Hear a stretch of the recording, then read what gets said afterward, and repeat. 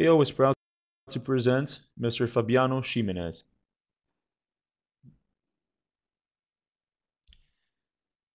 Good evening from Nalanda. I'm a research scientist with New South Wales Department of Primary Industries, and today I'll be giving you a brief perspective from Australia on climate change and economic drivers for the management of native forests. I just thought I would start by giving you a quick overview of native forests and native forestry in Australia. Australia's forest cover totals 147 million hectares, and the area of native forests actually available for harvest is only about 6% of that total. Saw logs, veneer logs, and logs used for electricity poles account for approximately 50% of the total volume removed from the forests, and pulpwood account for the remainder. The native forest operations are typically integrated, which means that the key aim of the silvicultural treatments applied is to really maximize extraction of logs that are used for long-lived harvested wood products, or HWP. Old growth forests in Australia are not harvested, are no longer harvested, and the management of the forests in the key states of the country is guided by sustainability principles, which are part of comprehensive regional forest agreements. In the last few years, though, there has been an active discussion on the greenhouse gas implications of managing our native forests, with some groups advocating for the harvest of native forests in Australia to stop completely. Now, it's important to understand some of the processes that have an impact on carbon, whether the forests only or extraction. So in the conservation scenarios we have in this slide, we have carbon storage in trees and coarse woody debris, and emissions due to decay of plant material and bushfires. The severity and frequency of the bushfires has significant implications for the long-term carbon stocks in Australia's native forests. As an example, one major wildfire in 2002-2003, which occurred in the alpine regions in the states of New South Wales and Victoria, burned more than 1.3 million hectares. It is estimated that that wildfire resulted in an emission of 40 million tonnes of carbon dioxide equivalent, which was nearly 10% of Australia's greenhouse gas emissions for that year. Similar processes are in play for forests that are managed for production. However, the emissions associated with the periodic cycles of harvest have to be considered, both in the form of the loss of carbon from forest harvest slash, but also due to the emissions associated with the use of heavy machinery. The HWP obtained from the logs extracted make an important contribution, both by physically storing the carbon and also by displacing the use of products made from greenhouse-intensive materials. Quantification of the fossil fuel displacement benefits of using biomass for energy generation is also important. Now, in addition to the climate change drivers, there are important socioeconomic considerations that related to the management of native forests that need to be considered. It is a challenge to return profits through sustainable management of native forest production, whilst providing conservation and recreation outcomes as well. However, the provision of timber greatly offsets the other costs involved.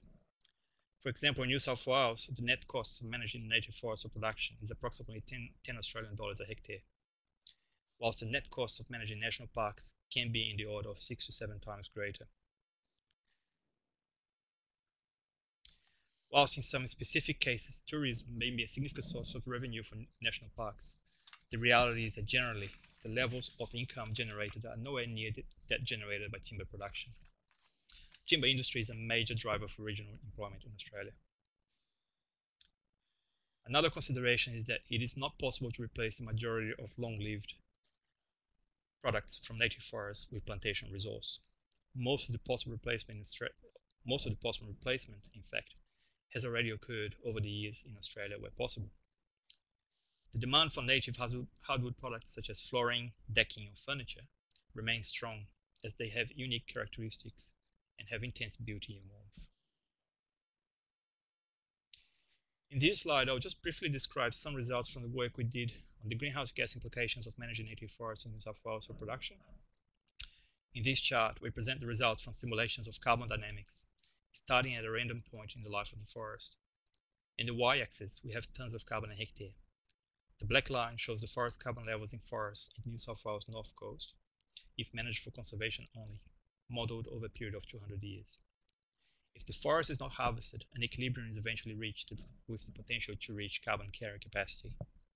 However, major natural disturbance events, such as wildfires, as discussed above, are a major impediment to achieve the carbon carrying capacity of those forests.